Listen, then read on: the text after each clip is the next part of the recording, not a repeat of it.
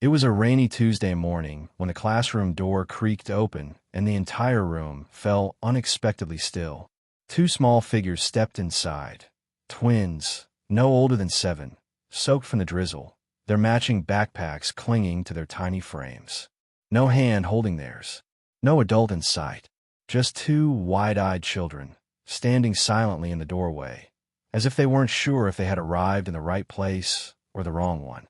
Their teacher, Ms. Reynolds, immediately sensed something was off. The school had a strict check-in policy, especially for children that young. Yet here they were, unaccompanied, quiet, as if trying to disappear into the walls. She walked over slowly, kneeling to their level, and asked gently, "Hey there, sweethearts. Where's Mom?" Neither spoke. Instead, the girl reached in her coat pocket, pulled out a crumpled photo, and handed it over. And then they both turned, lifting small fingers to point at something outside the window. Ms. Reynolds stood slowly and followed their gaze. What she saw made her chest tighten. Beyond the glass, across the parking lot, beneath the shadow of an old oak tree, sat a car. Not running, not moving. The window slightly cracked. And there, in the front seat, was a woman. Still, pale, unmoving. The silence that followed felt like gravity, heavy and full of unspoken truths. Ms. Reynolds turned back to the twins, and that's when she saw it. Not fear, not panic, but a strange, heartbreaking kind of acceptance written in their eyes. Like this wasn't the first time something had gone terribly quiet. In that moment, the classroom was no longer just a place for math and reading. It became the first safe harbor in what would soon unfold as a story far deeper, far heavier than anyone had expected. Because the truth of what had brought those twins to school alone that morning was something no one, especially not children, should ever have to carry. And the reason they simply pointed was the beginning of everything. Ms. Reynolds acted quickly, her instincts sharper than her nerves.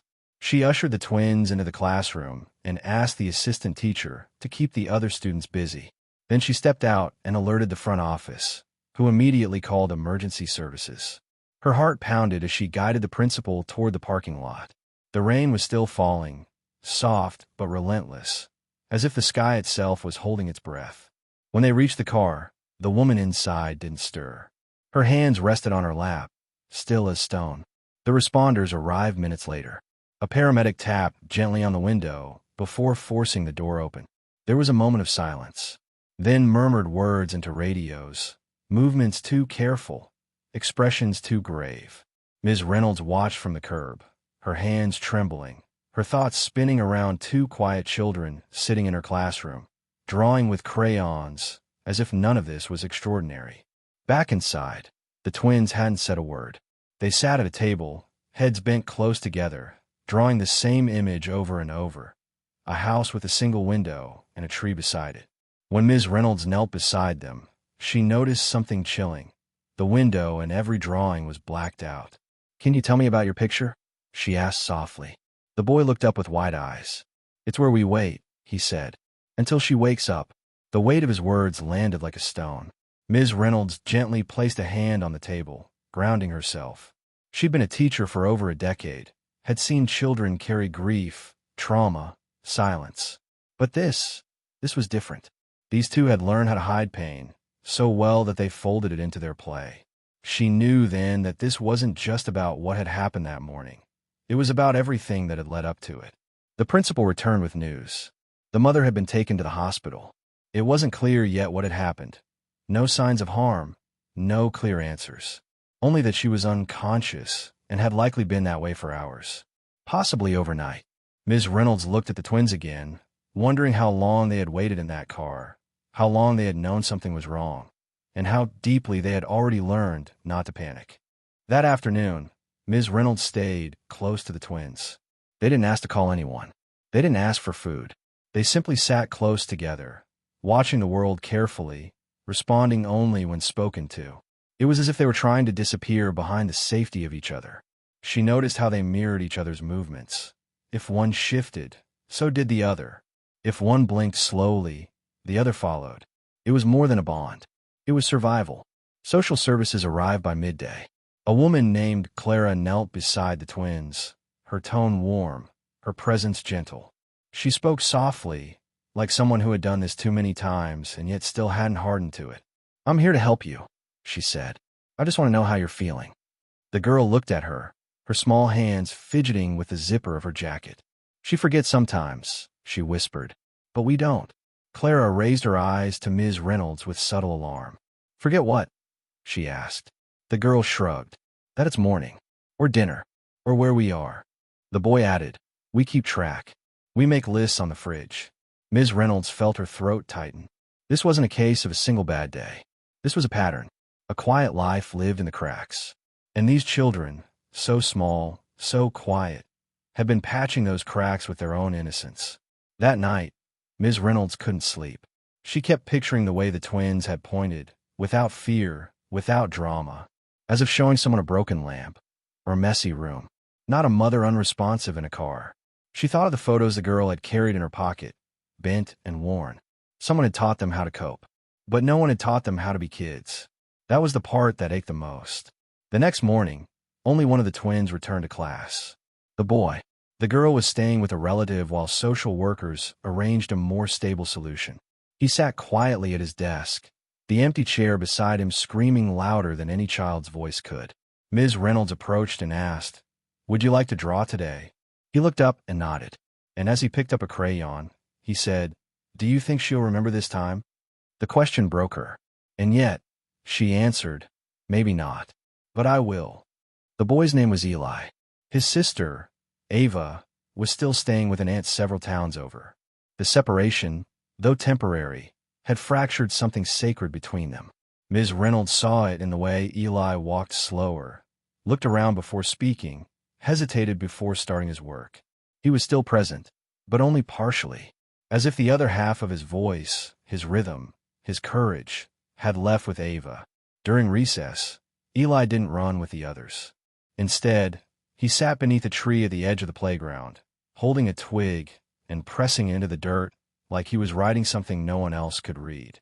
Ms. Reynolds approached slowly and sat down beside him without speaking. After a long silence, he whispered, "We used to wait in the car for the sun to move. That's how we knew when to go inside." She looked at him gently. "How long would you wait?" He shrugged. "Sometimes until we were hungry. Sometimes until it got dark." That evening, Ms. Reynolds stayed late at school, reviewing her notes, filing a quiet report with CPS, and emailing Clara with her concerns. "He's calm," she wrote, "but not okay. It's like he knows how to be quiet, so we won't worry." The reply came hours later. Clara had interviewed the mother, who was recovering slowly. The diagnosis was a neurological disorder, something that had gone untreated for too long. Episodes of memory loss, disorientation, fatigue. She hadn't meant to hurt them, but she had. The following morning, Ava returned. She walked into the classroom with her backpack clutched tightly and looked around as if the walls had changed in her absence. When she saw Eli, her face didn't light up. She just walked straight to him and took his hand. No words, no dramatic reunion, just two children returning to the only stable thing they had, each other. The class went silent for a moment, watching, unsure how to respond. Ms. Reynolds didn't interrupt. She let the moment unfold, then gently walked over and said, "We missed you, Ava." The girl looked up, eyes steady. "I know," she said. "He drew me pictures while I was gone." She opened her backpack and pulled out a folded paper, a tree, a sun, and two stick figures sitting side by side. "He sent me this, so I wouldn't forget." Ms. Reynolds smiled, heart aching. "You didn't forget. You remembered perfectly." In the days that followed, the twins started talking more, but only to each other. They shared a secret language built not on whispers, but on glances, gestures, and shared memories. At lunch, they'd trade parts of their sandwiches without speaking. In class, if one reached for a crayon, the other passed it wordlessly. It wasn't just connection. It was choreography, rehearsed in the shadows of a life too complicated for their age. Ms. Reynolds began integrating gentle check-ins into their day. Drawing time, shared stories, soft questions with no pressure. One day, she asked the class to write about a place that feels safe. Most students wrote about home, their bed, or their grandmother's house. But Ava drew a classroom, the door slightly ajar, a window with clouds. and two small desks pushed close together. In a corner, she wrote, "Where we don't have to fix things." That line stayed with Ms. Reynolds all night. She thought of all the quiet ways children carry responsibility. The lunchboxes packed by tiny hands, the alarms set without reminders, the notes scribbled to remember what adults forgot. She thought of how Ava and Eli didn't ask for anything, not because they didn't need it, but because they had learned not to expect it. Then, one morning, Eli approached her desk with a folded note. "It's for Mom," he said. "Can you mail it?" She opened it after he walked away, only to ensure it was appropriate. Inside, a short letter in crooked handwriting. "If you forget again, we'll still be here. But maybe tell someone next time. We don't want to be brave anymore." Ms. Reynolds felt the tears sting her eyes. Children weren't meant to be this wise. That afternoon, she placed the letter in an envelope and made sure it reached Clara. It wasn't just a note. It was a request, a plea, a declaration of exhaustion spoken in the simplest, most heartbreaking terms. And as she watched the twins coloring side by side once again, Ms. Reynolds knew this wasn't over, but it was unfolding. And as long as they kept drawing and talking and showing up, she would keep listening. A week later, Ms. Reynolds invited the twins to stay a few minutes after class, not to interrogate, but to connect. She had set up 2 blank canvases and a table filled with brushes and watercolors. "No assignment," she said gently. "Just paint what you feel today." The room was quiet except for the soft splash of brushes touching water, colors swirling slowly across paper. Eli painted a field, endless grass under a cloudy sky. In the center, a single red kite.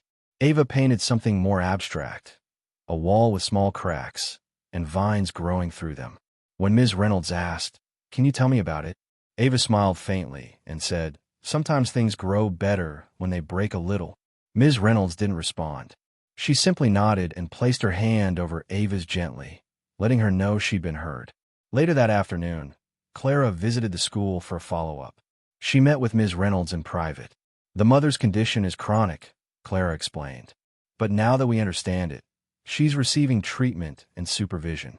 There's an aunt who might take custody if things don't stabilize. It's fragile." Ms. Reynolds exhaled, her shoulders tense. "They've carried too much for too long," she murmured. "They don't even flinch anymore." The next morning, the class began a new unit, family stories. Students were asked to bring in something from home, a photo, an object, a memory, and share it with the class. Ms. Reynolds wasn't sure if Ava and Eli would participate, but when the day arrived, they each brought something. Eli held up a small plastic clock, slightly cracked. "This is the clock we used when Mom forgot the time," he said. "We would set it and remind her when to wake up." The class fell silent. Then Ava stepped forward with a tiny notebook, pages scribbled with routines. "This is our list," she said. "We wrote it to keep the days from getting lost. One time, we wrote hug just to remember to do it." And without hesitation, she leaned over and hugged her brother. The class watched wide-eyed. And in that quiet classroom, among rulers and math posters, Ms. Reynolds felt the air change. The twins hadn't just shared their story. They had opened a door for everyone else to feel. That evening, after most students had left, a boy named Lucas lingered by his desk. He approached Ms. Reynolds slowly. "Do you think Eli and Ava are weird?" he asked. Ms. Reynolds shook her head. "No," she said. "I think they're some of the bravest people I've ever met." Lucas looked down. "My dad forgets a lot too, but I never told anyone. I thought it meant I was supposed to fix it." She knelt to his level. "You don't have to fix anything," she said softly. "Just like them, you're not alone." The ripple effect continued. Over the next few days, other students began sharing small pieces of their lives. One brought a photograph of a sibling in the hospital. Another brought a drawing of 2 houses, one for Mom, one for Dad. The room began to feel different. Not heavier, but more honest, more real. It was as if the twins' quiet courage had cracked something open in everyone. Ava and Eli seemed lighter, too. Not healed, but hopeful. They laughed more, answered questions in class, even joined a group game at recess. Ms. Reynolds watched them carefully, not out of suspicion, but with awe. She had seen what many wouldn't. Children stepping out from behind the shadows they didn't choose, and doing something most adults couldn't, telling the truth with tenderness. One afternoon, Ava stayed behind to help clean up. As she stacked chairs, she said quietly, "I think my mom's trying really hard now. She writes notes so she won't forget, like we used to." Ms. Reynolds smiled. "That's good. That means she's learning from you, too." Ava looked up, surprised. "You think she learns from us?" Ms. Reynolds leaned down. "Absolutely. Sometimes the strongest people in the family are the smallest ones." That night, Ms. Reynolds wrote a letter she'd never send, addressed to all the children like Ava and Eli. It ended with one line she wished every child could hear: "You are not the broken part of your story. You are the reason it continues." She folded it, placed it in her drawer, and whispered into the quiet classroom, "And I promise, I'll keep listening until the last page." The next week brought rain again, the kind that drummed steadily on the classroom windows, casting shadows that danced across the walls. Ms. Reynolds noticed how Eli stared out at it longer than usual. "It sounds like when we waited in the car," he murmured. She knelt beside him. "Does that make you feel sad?" He shook his head. "No. It reminds me that we didn't leave her. We stayed." That one sentence revealed the kind of loyalty only a child could carry, and the kind that could also quietly break them. Ava had begun keeping a sketchbook. She drew often, on the floor during quiet time, at recess under the slide, sometimes even during math when she thought no one noticed. Her drawings weren't always literal, but they spoke. A house with no roof, a staircase that stopped halfway, a sun that peeked from behind a giant, heavy cloud. One page showed two stick figures holding hands in the middle of a storm. Above them, in pencil, "If we stand still, the storm moves around us." Ms. Reynolds called Clara again. They met for coffee on a rainy afternoon, sharing quiet updates and heavier truths. "They're functioning," Clara said. "But that's what scares me. They know too well how to act like everything's fine. That kind of emotional control isn't natural for kids their age. It's learned, and it always comes from survival." Ms. Reynolds nodded slowly, the words confirming what she already feared. She brought in a therapist to visit the classroom, a kind woman named Meredith who specialized in trauma-informed care. But instead of asking questions or pulling the twins aside, she simply observed. She watched how Ava never reached for the snack bin, how Eli always sat facing the clock. She took notes, drew quietly with them, and by the end of the day, said to Ms. Reynolds, "They're not waiting to be rescued. They're waiting to be relieved." That word lingered with Ms. Reynolds into the evening. Relieved. Not saved. Not pitted. Just given rest. A break from holding so much. From protecting each other. From being the adults in a life that had reversed its roles far too early. And she knew then what she needed to do next. Not just for Ava and Eli, but for every child quietly waiting for the moment they could finally stop pretending to be okay. The next morning, Ms. Reynolds introduced a new classroom activity, the jar of real things. It was a simple glass jar placed on her desk with a slot on top. Each student could write one thing on a small card, something real, something honest, and drop it in anonymously. "It doesn't have to be happy," she told them. "It just has to be yours." The jar filled slowly at first, then faster, and within days, it overflowed. Some notes read, "My parents argue too much." Others said, "I miss someone I'm not supposed to talk about." One simply said, "I'm tired." Ms. Reynolds read each one silently, heart aching, but hands steady. When she shared some with the class, no names, just truths, the room changed. Children looked at each other differently. Kinder. Softer. Like maybe, just maybe, they weren't the only ones quietly breaking.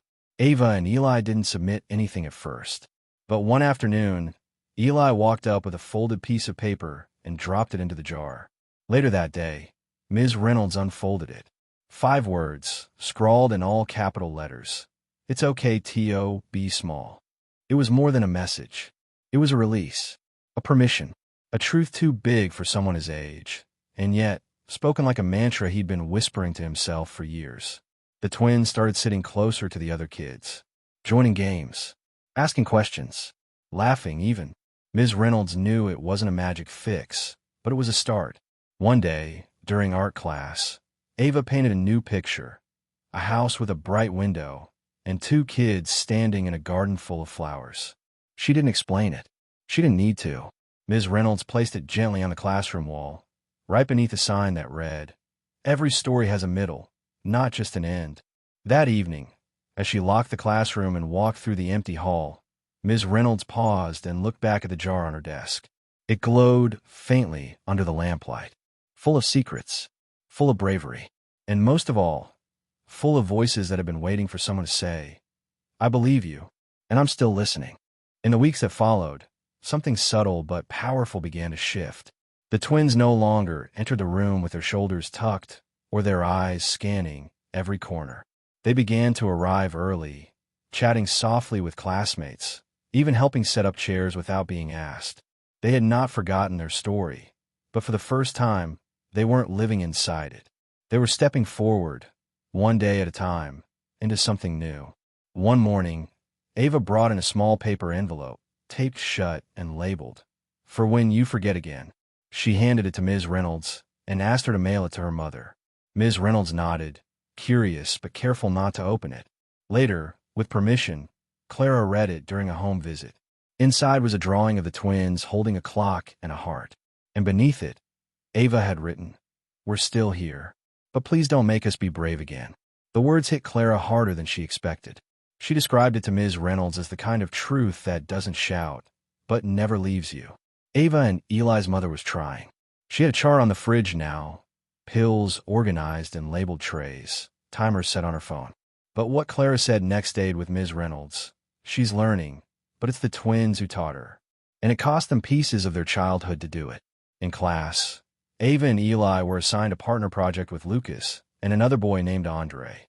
As they worked on their diorama, depicting a place where people feel safe, Ms. Reynolds watched as the group slowly fused together. They laughed. They negotiated space. They disagreed and solved it without fear. At one point, Ava stood up and said, "Let's make the roof out of light." Lucas asked, "What kind of light?"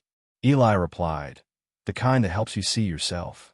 When the project was done, they named it the Little House That Remembered. Inside, they placed a drawing of a mother, two children, and a clock with no numbers, only colors. "It doesn't tell time," Ava explained. "It tells feelings." Ms. Reynolds placed it on the windowsill, where the sunlight caught its edges, and thought, "They've turned their story into something that shines." And she knew that was no small thing. As winter approached, Ms. Reynolds introduced a new classroom tradition, story circles. Once a week, a few students would sit together and take turns sharing something they had never told anyone. It could be small. It could be silly. It could be sacred. The only rule was, everyone listens, and no one laughs unless the storyteller wants you to. At first, the room was quiet. Then a boy said, "I sleep with the light on." A girl said, "I'm scared of my cousin's dog." Another whispered, "I think my dad doesn't like me." Ava said nothing the first few circles, but she sat in them every time. She listened like someone collecting puzzle pieces. On the fourth week, she finally spoke. "Sometimes I pretend I don't remember bad things," she said, "because then it feels like they didn't happen."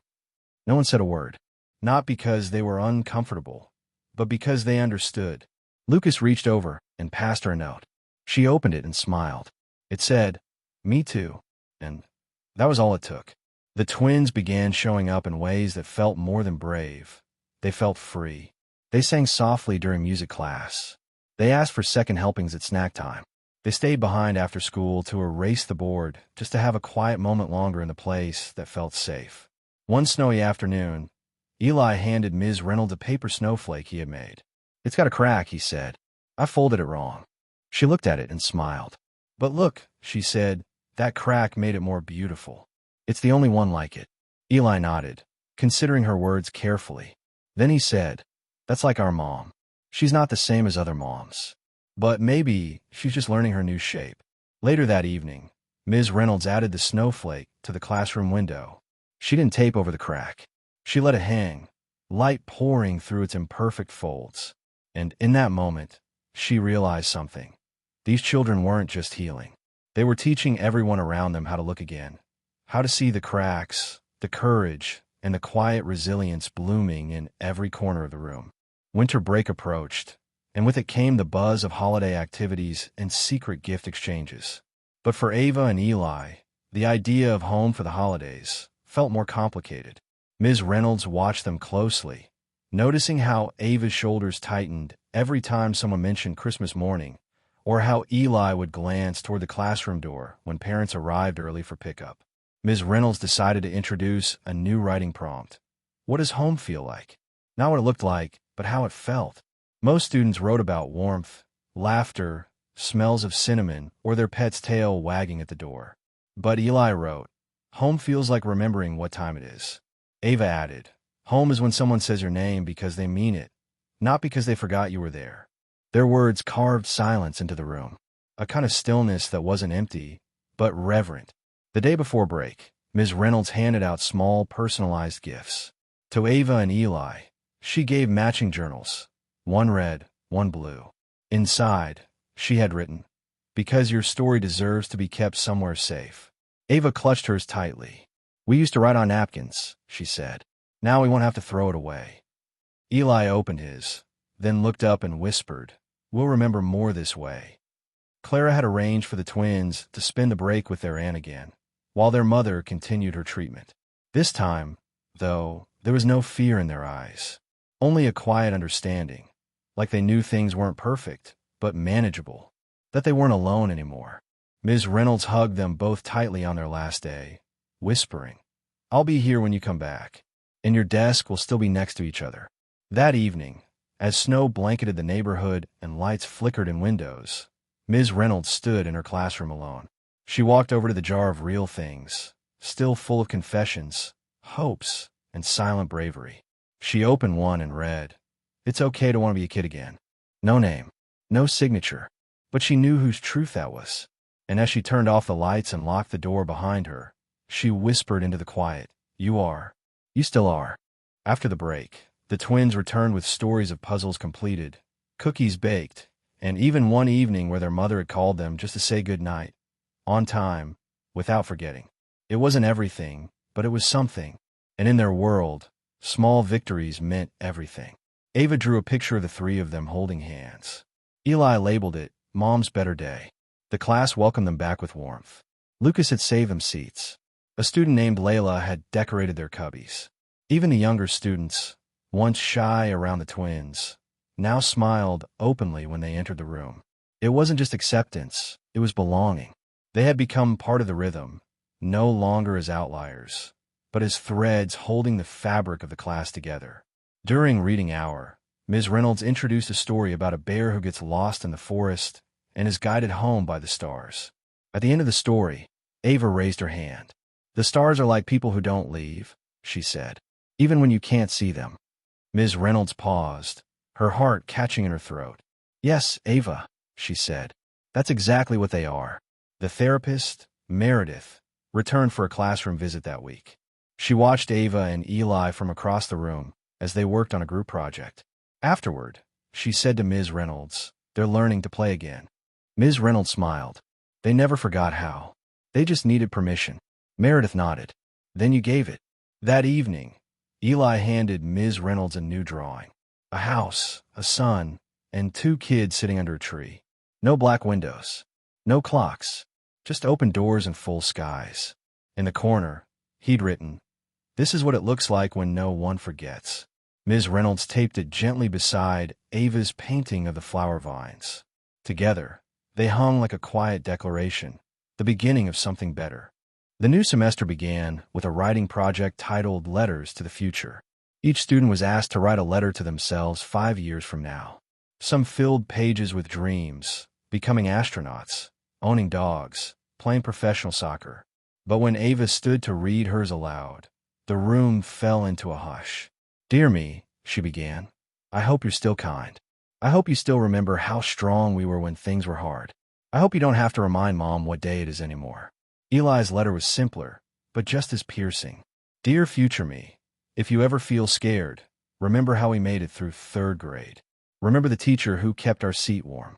Remember how Ava always shared her cookies, even the last one. And remember, it's okay to need help. That doesn't make you weak. It makes you real. When he finished, no one clapped.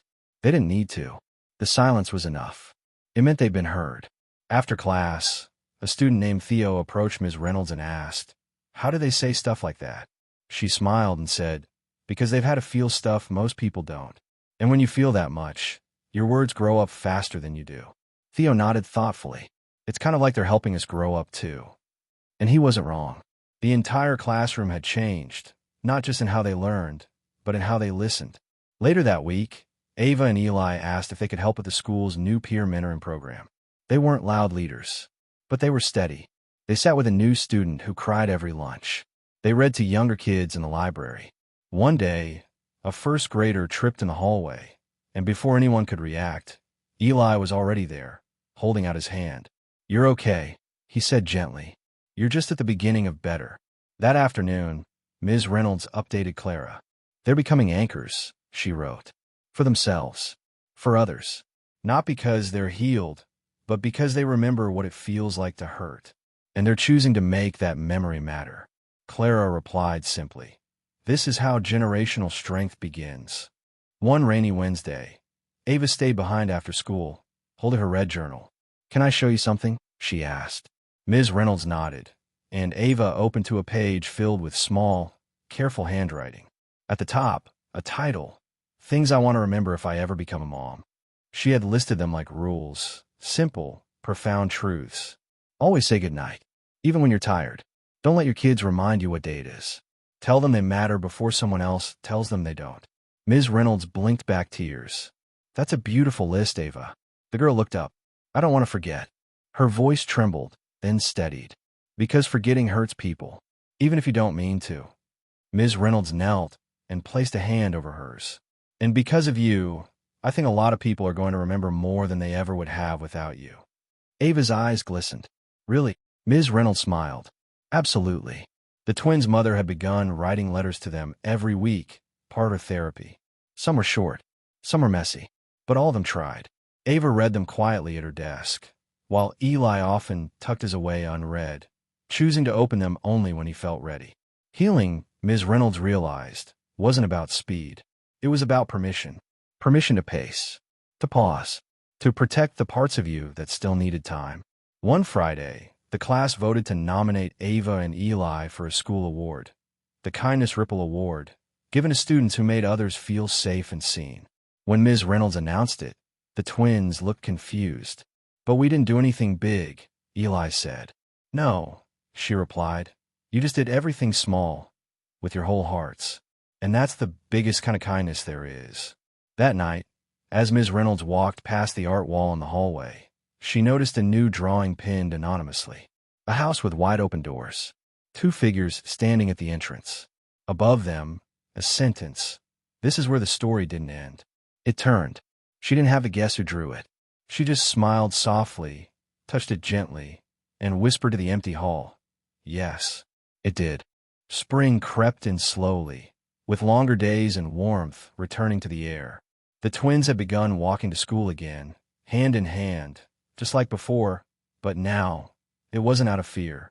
It was rhythm, routine. They even laughed sometimes on the way in, waving at classmates through the fence. For the first time, Ms. Reynolds saw childhood returning to them, not all at once, but in glimpses. The kind that catch in your throat, because you know what had to be endured to reach them. During a classroom poetry unit, students were asked to write a free verse poem about the strongest thing they know. Some wrote about mountains, superheroes, oceans. Ava stood at the front and read hers in a soft, clear voice. The strongest thing I know doesn't shout. It waits. It remembers when no one else does. It keeps its little brother warm, even when there's nothing left to burn. And the room, once again, fell into silence, not out of discomfort, but reverence. Eli wrote his poem too, but instead of reading it aloud, he taped it to the classroom door before recess. It simply said, "Strong is what doesn't leave when it's easier to go." Ms. Reynolds stood at the threshold for a long moment that day, hand resting over those words. She didn't move them. She let them be the greeting everyone saw as they entered. A quiet reminder, a silent truth. That same week, their mother made her first appearance at school since the fall. She walked slowly, carefully, carrying a small bouquet and wringing her hands. She didn't look well yet, not entirely, but she looked determined. When she saw Ms. Reynolds, she stopped short, eyes filling with tears. "They talk about you like you saved them," she whispered. Ms. Reynolds shook her head gently. "They saved each other. I just gave them space to breathe." The mother was invited to sit in on story time. Ava climbed in her lap cautiously, Eli beside her, leaning in. When the story ended, the mother hugged them both, whispering something no one else could hear. But later, Ava would write in her journal. She said she remembers. This time, she remembers. And just like that, healing didn't feel like a miracle. It felt like a decision, a daily, brave, quiet choice to keep showing up. The final months of the school year brought field trips, sunshine, and end-of-year projects. But even in all the celebration, Ms. Reynolds knew that not all children greeted summer with joy. Some, like Ava and Eli, found safety in the structure of school, found peace in knowing what time lunch was, found rest in being surrounded by kindness. So she began preparing them early, not for goodbye, but for carrying things forward. She sat with them one afternoon during art. "What do you think you'll need this summer to feel strong?" she asked. Ava said, "Something to remind me to be small again." Eli said, "A list that's just fun stuff. Not remembering stuff, just fun." So they made one together. They called it the Summer of Gentle Things. On it, ice cream with sticky fingers, naps without clocks, drawing under trees, laughing for no reason, remembering only the good stuff. Ms. Reynolds printed a copy for them and kept a copy for herself. "I'll do the list too," she said. "So we're all remembering the same things." The twins smiled. "Even the ice cream?" Eli asked. She grinned. "Especially the ice cream." It was the kind of promise that doesn't seem like much, but means everything to children who have learned not to expect consistency. During the final week, each student gave a presentation about what they learned that year, academic or personal. Ava stood at the front of the room and said, "I learned that sometimes teachers are like light switches. You don't notice them until it's really dark. And then, suddenly, there they are." Eli added, "I learned that it's okay if the grown-ups don't have it all figured out, as long as someone still shows up." On the last day, Ms. Reynolds gave each student a small handmade card. Inside Ava and Eli's, she had written, "You taught us how to listen. You taught us how to stay. And most of all, you taught us what it means to remember with love." And as the bell rang for the final time that year, Ava turned to her brother and said, "This was the year we didn't disappear." Eli smiled. "This was the year we learned how to be little again." They walked out together, no longer just survivors of silence, but voices of something beautiful, something brave, something unforgettable. Summer brought with it a new kind of stillness. The school building, once filled with footsteps and laughter, now echoed with quiet. Ms. Reynolds spent the early days organizing shelves, boxing up art supplies, and taking down bulletin boards. But when she reached the corner where Ava and Eli's drawings had lived, she paused. The walls didn't feel empty. They felt like they were still holding something. Something invisible, but very much alive. One morning, while sorting books, she found Ava's red journal, forgotten beneath a stack of sketch pads. Inside was a loose page, folded gently. She opened it and found a list titled, "Things That Make Me Brave Without Trying." It read, "Waking up and knowing the sun will come. Remembering my teacher's voice when she said my name. Hearing Eli breathe while he sleeps. Not having to remind Mom. Being told I don't have to be strong every day." Ms. Reynolds read the list twice, then gently placed it back where she'd found it. Knowing some words aren't meant to be taken, only kept. Meanwhile, updates from Clara continued. The twins were spending alternating weeks between their aunt and their mother, building a new rhythm. Their mom was attending every therapy appointment, participating in parenting classes, and sending short video messages each night. "She still forgets," Clara wrote, "but she apologizes when she does. And that's a beginning."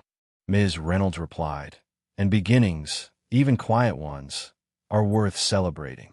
Later that week, she received a package at school. No return address. Inside were two photographs, Ava and Eli standing in front of a small vegetable garden, each holding a watering can. Taped to the back was a note in Ava's handwriting. "We're growing stuff now. Like Mom. Like us." Ms. Reynolds stared at the image for a long time. She could see it in their eyes. Not perfection, not peace, but progress. A kind of steady, fragile hope. She framed a photo and placed it on her desk. Not as a memory, but as a message. That healing isn't always loud. Sometimes, it's a garden growing one leaf at a time. Sometimes, it's a mother writing one letter, even when she forgets the words. And sometimes it's a teacher saving a seat, year after year, for the child who just needs someone to remember they were never meant to carry it all alone. In late July, Ms. Reynolds received an email from a school district inviting her to speak at the Educator Summit. The topic? Creating classrooms where children heal. She hesitated at first. She wasn't a therapist, a researcher, or someone with awards. She was just a teacher. But then she remembered Ava's poem. The strongest thing I know doesn't shout. It waits.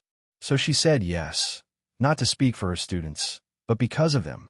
Her speech was quiet, steady.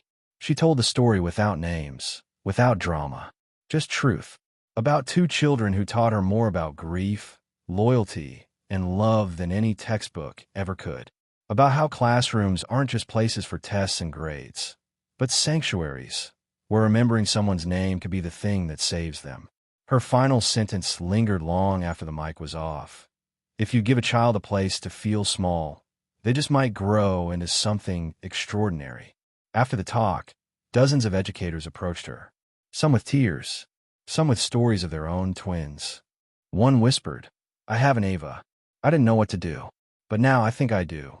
Ms. Reynolds smiled. "Just say their name like it matters. And listen like it's the most important thing you'll do all day. Because it is." That night, she returned home and wrote a letter. To herself, to her classroom, to the children who had trusted her with their storms. As August arrived, preparations for the new school year began. Ms. Reynolds added a new shelf to her room, one labeled soft things.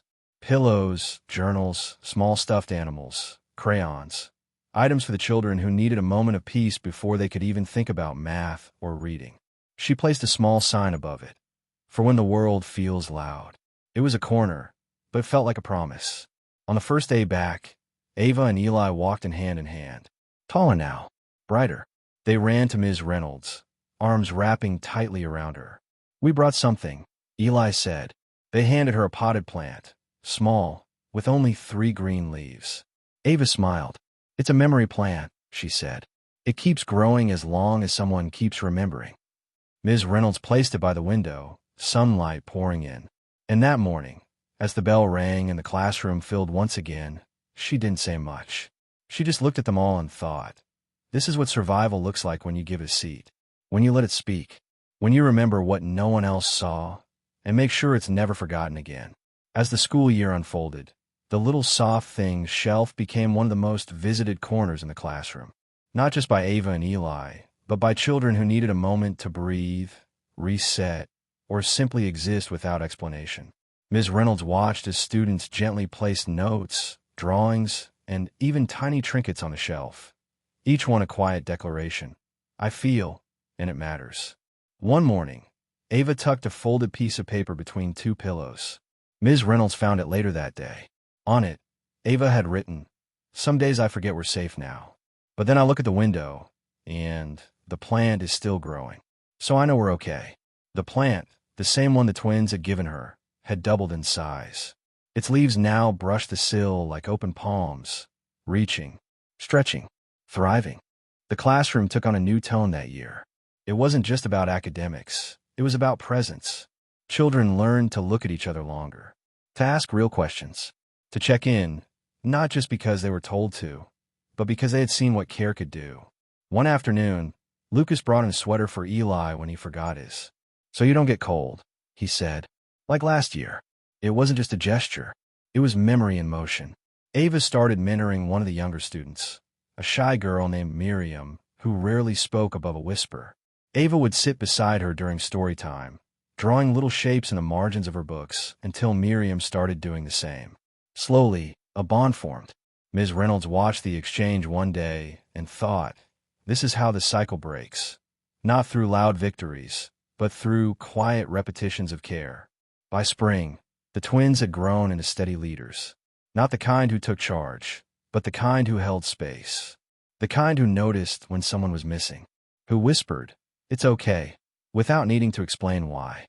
They had become anchors, not despite what they had lived through, but because they had chosen to live through it with open eyes, open hands, and open hearts. On the final day of school, each student was asked to write one sentence on a strip of paper describing what the year had taught them. They then linked the papers together to form a chain around the classroom, each voice wrapping the walls like a soft, colorful embrace. Some wrote, "I learned how to be patient," or "I learned that I'm better at reading than I thought." But Ava's strip read, "I learned that not everyone leaves." Eli's read, "I learned I don't have to be strong every minute to still be brave." Ms. Reynolds stood back and looked at the paper chain circling the room. So many truths, so many small victories strung together into something unbreakable. She thought back to the rainy morning the twins first walked through her door, alone, silent, carrying something far too heavy for two small children. And now here they stood, not just carrying, but offering, teaching others how to hold weight without being crushed. Clara visited on the last day, watching from the back of the room. Afterward, she and Ms. Reynolds stood quietly, observing the laughter, the joy, the fullness of the space. "They made it through," Clara whispered, "and they've brought others with them." Ms. Reynolds nodded, voice soft. "They rewrote the room, every single corner." And that was the truth. This was no longer just a classroom. It had become a story, one where healing had been planted, watered, and allowed to bloom. Before leaving, Ava and Eli gave Ms. Reynolds one final gift, a photo frame.